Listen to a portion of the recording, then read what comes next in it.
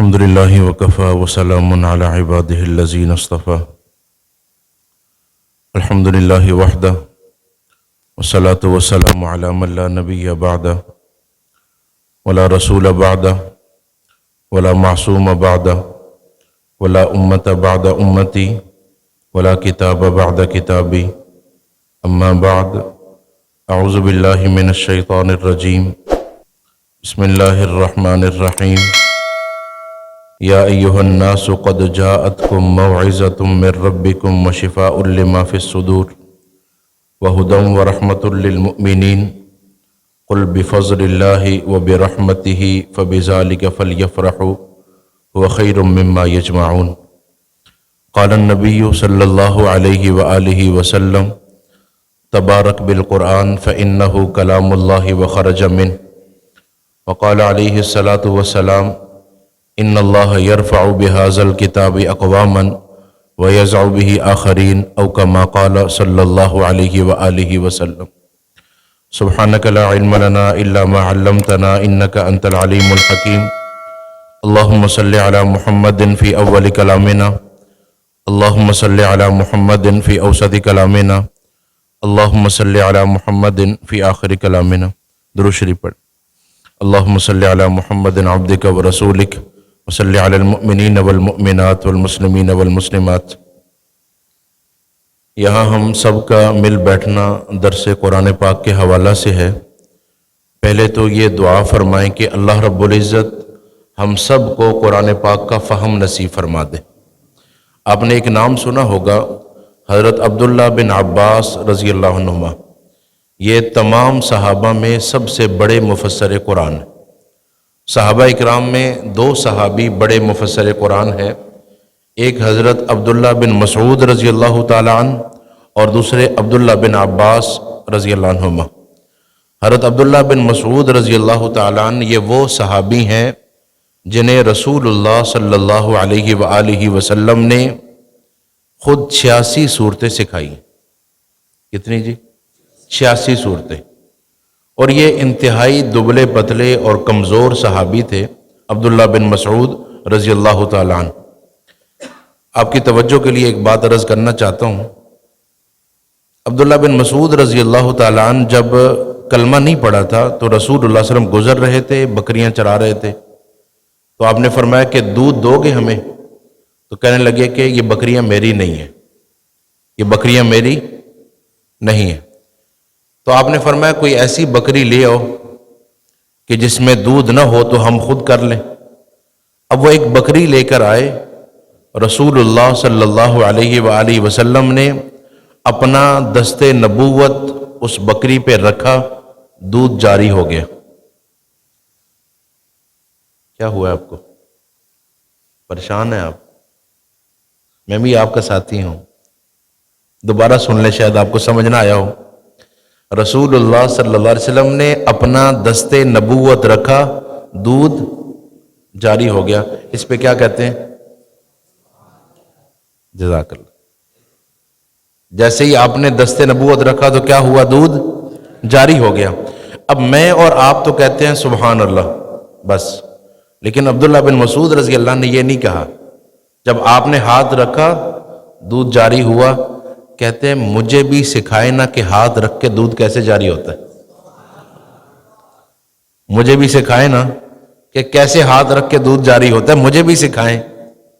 تو آپ نے ابو بکر رضی اللہ عنہ سے فرمایا کتنا سمجھدار بچہ ہے، سیکھنے کا شوق۔ اللہ کرے ہمیں یہ عطا ہو جائے کہ ہم سیکھنے والے بن جائیں۔ اور پھر انہوں نے اتنا سیکھا رسول اللہ صلی اللہ علیہ وآلہ وسلم سے کہ آپ نے فرمایا ابن مسعود جو دے لے لو، جو بھی دے لے لو اس سے، یہ وہی بات دے گا جو مجھ سے سیکھی ہوگی۔ تو جو بات میں سنانا چاہ رہا تھا آپ کو، ایک دفعہ درخت پہ چڑھے ہوئے تھے تو ابو بکر رضی اللہ عنہ نے نیچے سے دیکھا تو ٹانگیں ان کی بہت کمزور تھی، تو ان کو ہنسی آ گئی۔ تو آپ نے فرمایا ابو بکر، ابن مسعود کا وزن میزان عمل میں احد پہاڑ سے بھی زیادہ ہے۔ میزان عمل میں اس کا وزن احد پہاڑ سے بھی زیادہ ہے، 8 میل پھیلا ہوا ہے پہاڑ۔ تو صحابہ میں یہ دو بڑے مفسر قرآن ہیں، عبداللہ بن مسعود رضی اللہ عنہ اور دوسرے عبداللہ بن عباس رضی اللہ عنہما۔ ان سے پوچھا گیا، سوال ہوا کہ آپ اتنے بڑے عالم کیسے بنے ہیں؟ فجر کے بعد درس قرآن دیتے ہیں اور یہ درس قرآن چاش تک جاتا ہے، یعنی 9 بجے تک جاتا ہے درس قرآن۔ مسجد بھری ہے، لوگ بیٹھے ہیں، لوگ قرآن سن رہے ہیں، وہ قرآن سنا رہے ہیں، پھر وہ لوگ چلے جاتے ہیں، پھر دوبارہ دوسرے لوگ آتے ہیں تو درس حدیث شروع ہو جاتا ہے۔ ایک ہی دن میں درس حدیث چلتا ہے زوال تک، پھر لوگ ظہر کی نماز پڑھتے ہیں، چلے جاتے ہیں، پھر اور لوگ آتے ہیں، مسجد بھر جاتی ہے اور ادب کا درس شروع ہو جاتا ہے۔ تو پوچھا کہ حضرت آپ اتنے بڑے عالم کیسے بنے ہیں؟ میں نے یہ ساری تمہید اس ایک بات کے لیے باندھی ہے، اتنے بڑے عالم آپ کیسے بنے؟ فرمایا جب میں مسند پہ بیٹھتا ہوں درس دینے کے لیے تو اللہ سے ایک دعا کرتا ہوں، اے اللہ میرے سننے والوں کو مجھ سے بڑا عالم بنا دے۔ اس برکت سے وہ بھی بن رہے ہیں، میں بھی بڑا ہو رہا ہوں۔ میں کیا کہتا ہوں، اے اللہ میرے سننے والوں کو مجھ سے بھی بڑا عالم بنا دے۔ اس برکت سے سب کچھ چل رہا ہے۔ تو ہم یہاں بیٹھے ہیں اس نیت اور ارادے سے قرآن سمجھیں گے، قرآن سیکھیں گے، قرآن سے تعلق بنائیں گے، اپنا بھی اور اپنی اولادوں کا بھی انشاءاللہ۔ ایک حدیث اس حوالے سے سن لیں پھر آگے چلتے ہیں۔ آپ نے حضرت علی رضی اللہ تعالیٰ عنہ سے فرمایا، علی قرآن سیکھتے رہو، قرآن سکھاتے رہو، قرآن سیکھتے رہو، آتے رہو۔ اگر اس حال میں تمہاری موت آ گئی کہ قرآن سیکھ رہے تھے، قرآن سکھا رہے تھے، فرمایا تمہاری قبر کی زیارت کو فرشتے ایسے آئیں گے جیسے لوگ بیت اللہ کی زیارت کو جاتے ہیں۔ آپ کی سبحان اللہ ایسا ہے، میں نے ایک حدیث اور سنانی تھی لیکن اب وہ رہ گئی، یہ حدیث دوبارہ سناتا ہوں پھر وہ اس طرف جائیں گے۔ فرمایا علی قرآن سیکھتے رہو، قرآن سکھاتے رہو، قرآن پڑھتے رہو، قرآن پڑھاتے رہو۔ فرمایا تمہاری موت اس حال میں اگر آ گئی کہ قرآن سے تعلق تھا، اب بہت مبارکباد لوگ ہیں، یقین مانے، چاہ کے نہ چاہ کے صبح بھی قرآن اور رات آخری بھی قرآن پاک۔ اپنے لیے سبحان اللہ کہہ لیں، اللہ نے آپ کو کتنی برکات عطا کی ہیں آپ سمجھ نہیں سکتے۔ اس زمانے میں ابتدا قرآن سے کرنا، اختتام قرآن پہ کرنا، سونا ہے تب بھی قرآن ذہن میں ہے، اٹھنا ہے تب بھی قرآن پاک سامنے ہے، یہ اللہ کا بہت بڑا کرم فضل اور احسان ہے۔ اور حضرت مفتی شریف صاحب دامت برکاتہم نے یہی بیٹھ کر ایک جملہ فرمایا تھا۔ قاری صاحب رحمۃ اللہ علیہ، قاری خبیب صاحب رحمۃ اللہ علیہ انگلینڈ تشریف لے گئے تھے تو درس جمعرات کو مفتی صاحب دے رہے تھے، فرمایا اللہ کی قسم تم ولی ہو۔ یہ مفتی صاحب کا جملہ ہے، اللہ کی قسم تم ولی ہو۔ تو جیسے ابھی آپ حیران ہیں نا، تو ہم بھی حیران ہوئے کہ قسم کیوں اٹھا دیے، اتنا کہہ دینا تو ٹھیک ہے نا کہ تم ولی ہو، کیا کہا؟ اللہ کی قسم تم ولی ہو۔ تو طالب علم حیران ہو گئے جو ہمارا ہوتا ہے۔ تو آپ نے ایک بچے کو کھڑا کیا، فرمایا کھڑے ہو جاؤ، بتاؤ دودھ کا ریٹ کیا ہے بازار میں؟ کہا مجھے نہیں پتا، فرمایا بیٹھ جاؤ۔ دوسرے کو کھڑا کیا، چینی کا ریٹ کیا ہے؟ نہیں پتا، بیٹھ جاؤ۔ ایک کو کھڑا کیا، چاول کا ریٹ کیا ہے؟ نہیں پتا، فرمایا دیکھو جنت میں بھی بندہ کھائے گا ریٹ نہیں پتا ہوگا، تو یہاں بھی تم کھا رہے ہو ریٹ پتہ ہی کیوں نہیں۔ یہ محض دین کی برکات۔ اب آپ کی توجہ آ گئی ہے، میں ایک چھوٹی سی بات اور عرض کرتا ہوں، وہ پہلے والی بات ذہن میں رکھنا۔ ایک صحابی ہیں سالم مولا ابو حذیفہ، کیا نام ہے؟ سالم مولا ابو حذیفہ رضی اللہ تعالیٰ عنہ۔ ان کو خریدا گیا ہے اور یہ مدینہ میں آئے ہیں اور ان کو مدینہ کے بازار میں کھڑا کیا گیا ہے بیچنے کے لیے۔ مدینہ کے بازار میں، جب اس کا نام یثرب تھا، 3 دن تک یہ بازار میں کھڑے رہے، کوئی خریدنے والا نہیں آیا۔ کمزور ہیں، سیاہ ہیں، قد چھوٹا ہے، خریدار کوئی نہیں ہے۔ 3 دن کے بعد سبیتا نام کی ایک عورت ہے، اسے ترس آ گیا، ترس آیا اسے کہ کوئی نہیں خرید رہا، بیچارہ دھوپ میں کھڑا ہے، سارا دن کھڑا رہتا ہے، تو انہوں نے ترس کھا کر خرید لیا۔ ذہن میں رکھیے گا، 3 دن کسی نے نہیں خریدا، جس نے خریدا ہے تو کیوں؟ ترس کھا کے اپنے گھر لائی۔ اتنے میں حضرت ابو حذیفہ رضی اللہ عنہ مدینہ طیبہ آئے تجارت کے لیے، تو ان کو بتایا گیا کہ ایسے ایک عورت ہے جس نے ایک غلام پہ ترس کھایا ہے اور اسے خریدا ہے، تو کہا میں اس عورت کو نکاح کا پیغام بھیجتا ہوں۔ نکاح ہو گیا۔ اب یہ دونوں سبیتا بھی، سالم بھی، ابو حذیفہ بھی، تینوں مکہ آ گئے وہاں سے۔ یہاں حضرت عثمان غنی رضی اللہ عنہ سے دوستی تھی، ان کا رویہ ان سے بدلا ہوا ہے۔ تو پوچھا عثمان کیا ہوا؟ کہا میں نے نبی کا کلمہ پڑھ لیا، تم نے ابھی تک کلمہ نہیں پڑھا، تو میں کیسے تم سے دوستی رکھ سکتا ہوں؟ تو کہا چلو میں بھی کلمہ پڑھ لیتا ہوں۔ آ گئے، کلمہ پڑھ لیا۔ یا رسول اللہ صلی اللہ علیہ وسلم یہ سالم کا کیا کریں؟ فرمایا آزاد کر دو۔ آزاد ہو گئے۔ وہ آئے رسول اللہ صلی اللہ علیہ وسلم کے پاس، یا رسول اللہ صلی اللہ علیہ وسلم میں کہاں جاؤں؟ نہ میرا گھر، نہ میرا بار، نہ ماں باپ، نہ رشتہ دار، نہ کچھ۔ تو آپ نے فرمایا تم میرے پاس رہو اور قرآن سیکھو۔ اب سالم قرآن سیکھ رہے ہیں۔ یہی سالم جب ہجرت کر کے دوبارہ مدینہ آئے ہیں، جب ہجرت مدینہ کا حکم ہوا، اب جب مدینہ آئے ہیں تو یہ امام تھے، عمر بن خطاب ان کے مقتدی تھے،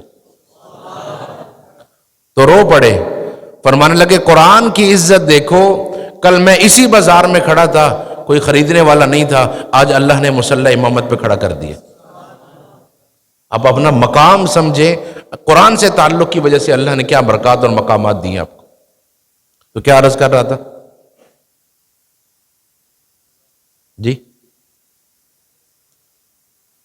جی اللہ آپ کو سلامت رکھے، اللہ آپ کی زندگی میں برکتیں دے، علم نافع عطا فرمائے۔ کچھ نہ کچھ تو ذہن میں رکھا نا، ایک بندہ بھی میرا نال ہو گیا بہت ہے۔ حضرت علی رضی اللہ تعالیٰ سے فرمایا علی قرآن سیکھتے رہو، قرآن سکھاتے رہو، قرآن پڑھتے رہو، قرآن پڑھاتے رہو۔ اس حال میں اگر موت آ گئی، تمہاری قبر کی زیارت کو فرشتے ایسے آئیں گے جیسے لوگ بیت اللہ کی زیارت کو جاتے ہیں۔ اب آپ نے مجھے بتانا ہے قبر پر فرشتے آ کے کیا کریں گے؟ جب آپ قبرستان جاتے ہیں تو کیا کرتے ہیں؟ دعا کرتے ہیں، تسبیحات کرتے ہیں، بخشش کی دعا مانگتے ہیں۔ فرشتے بھی یہی کریں گے۔ تو جس کی قبر پر فرشتے آ کر دعا کریں، اس سے بڑا خوش نصیب کون ہوگا؟ اب وہ جو میں نے آپ کو کہا تھا کہ میں نے سبحان اللہ پہ حدیث سنانی ہے، وہ سن لیں۔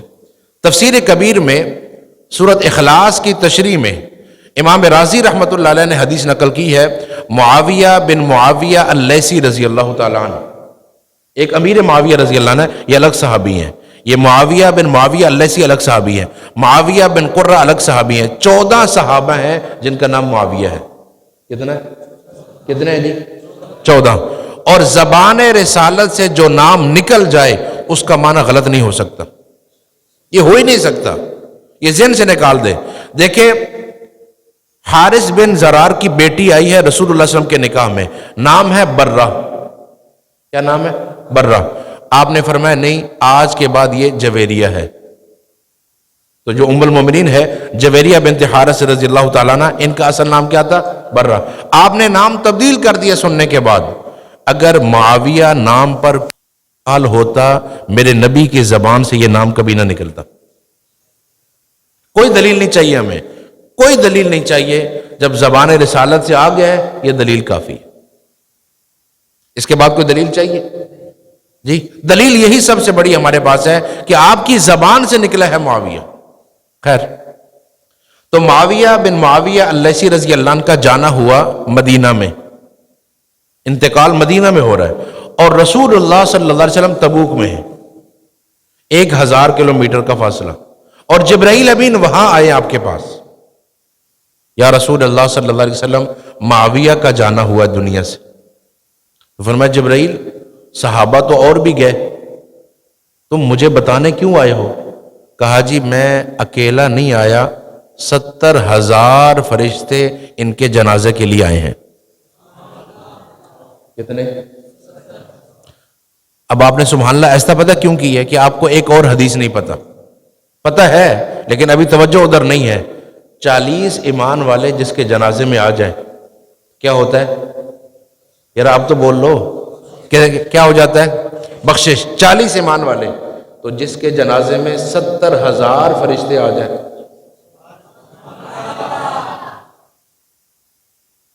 40 ایمان والے ہوں بخشش، 3 صفحے بن جائیں بخشش، تو 70,000 فرشتے۔ یہ بھائی نے بڑی اونچی سبحان اللہ کی ہے، ایک حدیث سنیں، ادھر میری طرف دیکھیے گا۔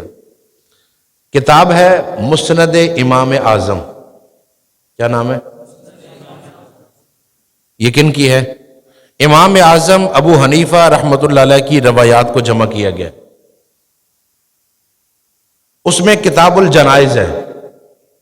کتاب الجنائز میں امام اعظم ابو حنیفہ رحمۃ اللہ علیہ یہ روایت لے کر آئے ہیں کہ جو بندہ دنیا سے جائے، کوئی بندہ دنیا سے گیا ہے، اس کی میت ہے، اور یہ بندہ اللہ کے علم میں گناہگار ہے،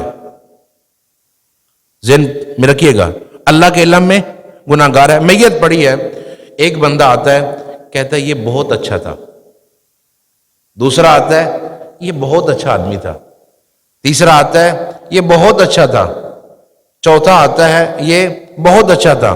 مسند امام اعظم کی روایت یہ ہے کہ کچھ لوگ آتے ہیں اور وہ یہ کہتے ہیں کہ یہ بندہ اچھا تھا، اللہ رب العزت فرشتوں سے فرماتے ہیں میرا علم چھوڑ دو، لکھ دو کہ اچھا ہے، لکھ دو کہ اچھا ہے۔ اور یہی روایت بخاری شریف کتاب الجنائز میں فاروق اعظم رضی اللہ تعالیٰ عنہ سے، پہلی روایت مسند امام اعظم کی کتاب الجنائز، یہ دوسری روایت بخاری شریف کتاب الجنائز کی فاروق اعظم رضی اللہ تعالیٰ عنہ سے، فرمایا کتنے بندے؟ تو بخاری شریف کی روایت ہے 2 بندے بھی کہہ دیں، اللہ فرماتے ہیں لکھ دو کہ اچھا ہے، تو 70,000 فرشتے آ جائیں تو حدیث ہے نا ذہن میں؟ آپ ادھر ادھر ہو جاتے ہیں، ورنہ کچھ میں اور بھی عرض کرنا چاہتا ہوں۔ اچھا کتنے فرشتے؟ 70,000 فرشتے۔ اب آپ نے پوچھا جبرائیل کیوں؟ معاویہ بن معاویہ اللسی رضی اللہ تعالیٰ عنہ کے جنازے میں 70,000 فرشتے کیوں آئے ہیں؟ کہا جی اللہ کے قرآن سے بڑی محبت کرتا تھا، اللہ کے قرآن سے بڑی محبت۔ اچھا آپ نے 2 حدیثیں تو آپ سن لی، جنازے میں بھی فرشتے آتے ہیں کس برکت سے؟ قرآن۔ قبر پہ بھی آتے ہیں قرآن کی برکت سے، تو قبر کے اندر کی قرآن کی برکت مسند احمد میں روایت ہے، ابو داؤد شریف کے اندر بھی ہے۔ قبر میں کتنے سوال ہوں گے؟ ادھر دیکھیں 4، کتنے ہوں گے؟ پہلا رب کون ہے، دوسرا نبی کون ہے، تیسرا دین کیا ہے، اور چوتھا یہ جواب کہاں سے ملے ہیں، یہ جواب کس نے بتائے؟ تو وہ قبر والا کہے گا ہمارے نبی پر اللہ نے قرآن اتارا، اور اس قرآن نے بتایا کہ ہمارا رب اللہ ہے، ہمارے نبی حضرت محمد صلی اللہ علیہ وآلہ وسلم ہے، اور ہمارا دین اسلام ہے۔ فرشتے کہیں گے تو نے بھی سچ کہا، نبی نے بھی سچ کہا، قرآن نے بھی سچ کہا۔ اور ایک حدیث اب آپ کی سبحان اللہ کی برکت سے اور ہاتھ جوڑ لیں، مسند احمد کی، قبر میں ہے بندہ، قبریں کھل گئی ہیں، میدان حشر ہے، لوگ جا رہے ہیں، یہ بندہ قبر میں ہے، اٹھ نہیں رہا، نکل نہیں رہا، ڈر رہا اللہ سے۔ ایک خوبصورت نوجوان آئے گا، کہے گا میرے ساتھ چلو میں تمہاری سفارش کرتا ہوں۔ وہ سوچے گا ہو سکتا ہے اس کی کوئی سفارش چلتی ہو، اس کے ساتھ آئے گا، اللہ رب العزت کے سامنے کھڑے ہو گئے، اب یہ بخشش کی سفارش کر رہا ہے اور اللہ گناہ گنوا رہے ہیں، یہ گناہ ہے، یہ گناہ ہے، یہ گناہ ہے، یہ گناہ ہے، گناہ گنوا رہے ہیں۔ آخر میں وہ کہے گا یا میرا انکار کر دیں یا اس کو معاف کر دیں۔ اللہ رب العزت فرمائیں گے میں نے معاف کر دیا۔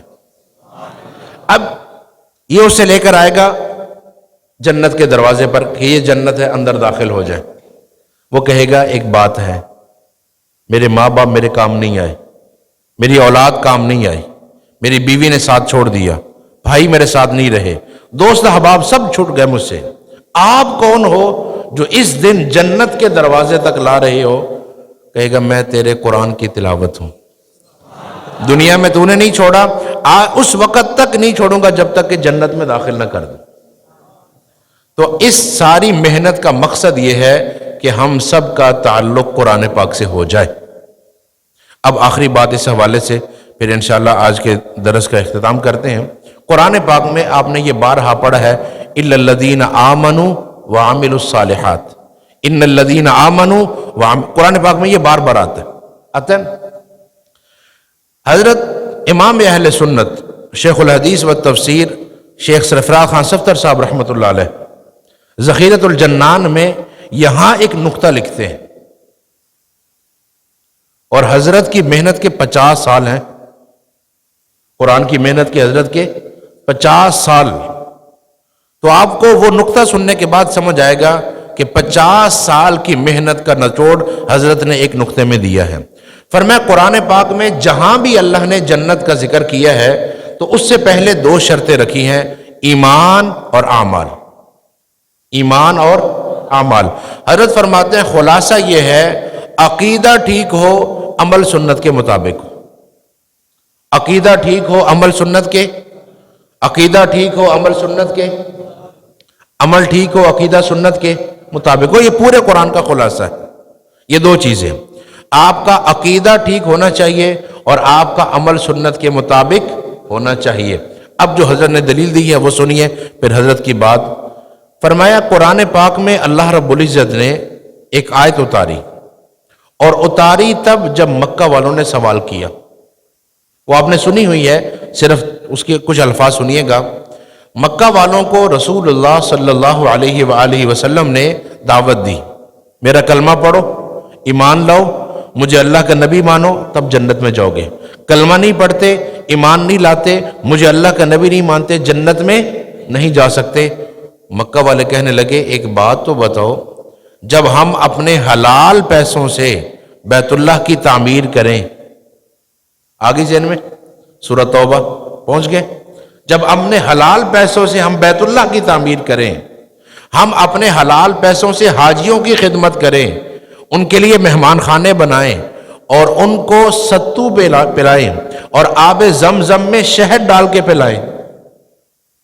جی آج بھی جو حضرات آپ میں سے گئے ہیں تو وہاں زمزم تو ملتا ہے، لیکن زمزم میں شہد ڈال کے کوئی نہیں دیتا. اللہ آپ سب کو لے جائے. ایسا ویزا لگے کہ پورا مدرسہ اکٹھے ہی جائے انشاءاللہ. اپنے لیے آمین تو کہہ لے. ہم صرف نماز میں اونچی آمین سے روکتے ہیں، اس کے علاوہ نہیں. صرف نماز میں روکا جاتا ہے کہ اونچی آمین نہیں کہنی، اس کے علاوہ آپ کہہ سکتے. تو اللہ آپ سب کو لے جائے، بار بار لے کے جائے. آپ کی برکت سے اللہ مجھے بھی لے جائے. تو وہاں اب بھی جو جاتے ہیں نا، زمزم تو ملتا ہے لیکن اس میں شہد. چلے ایک بات اب آپ نے میرے ساتھ دیا ہے، تو رسول اللہ صلی اللہ علیہ وسلم نے اب زمزم سے پیالہ لیا پانی کا، نوش فرمایا، آدھا بچ گیا، آدھا زمزم بچ گیا. صحابہ کرام ان کی عادت شریفہ یہ ہے کہ جو بچتا ہے وہ جا کے لے لیتے. اب میں نے وہ حدیث سنانی تھی لیکن آپ خاموش ہیں، وہ چھوڑ رہا ہوں، اسی کو پورا کرتا ہوں. تو آدھا پیالہ بچ گیا، آدھا آپ نے نوش فرمایا. صحابہ ہوئے لینے کے لیے، فرمایا نہیں، آپ نے وہ آدھا بچا ہوا پانی پھر سے کنویں میں ڈالا. فرمایا یہ قیامت تک میری امت میرا جھوٹا پیے گی. تو شاید نہ بھی ڈالو، امام الانبیاء صلی اللہ علیہ وسلم کا جھوٹا نصیب ہو رہا ہے. اور کیا چاہیے؟ جی کیا عرض کر رہا تھا؟ ابھی آپ کی ذہن بھی نکل گیا. مجھے یاد ہے، یہ نہ سمجھے کہ میں بھول گیا. اللہ آپ کی زندگیوں کو سلامت رکھے ماشاءاللہ. تو مکہ والوں نے کہا ہم حاجیوں کی خدمت کریں، ستو پیش کریں، روٹی ان کو سرید بنا کر دیں اور آب زمزم میں شہد ڈال کے دیں، ہم یہ سب کچھ کریں، اللہ کے گھر کے طواف کرنے والوں کے لیے کریں، پھر بھی ہم جنت میں نہیں جائیں گے. یہ کیسی بات ہے؟ آج بھی لوگ کہتے ہیں نا کہ وہ اتنا اچھا آدمی ہے، فری ایمبولینس چلاتا ہے، ہسپتال کھول لیتا ہے، یہ کام کرتا ہے، وہ کام کرتا ہے، تم کہتے ہو پھر بھی جنت میں نہیں جائے گا. ہم کہتے ہیں ہم نہیں کہتے.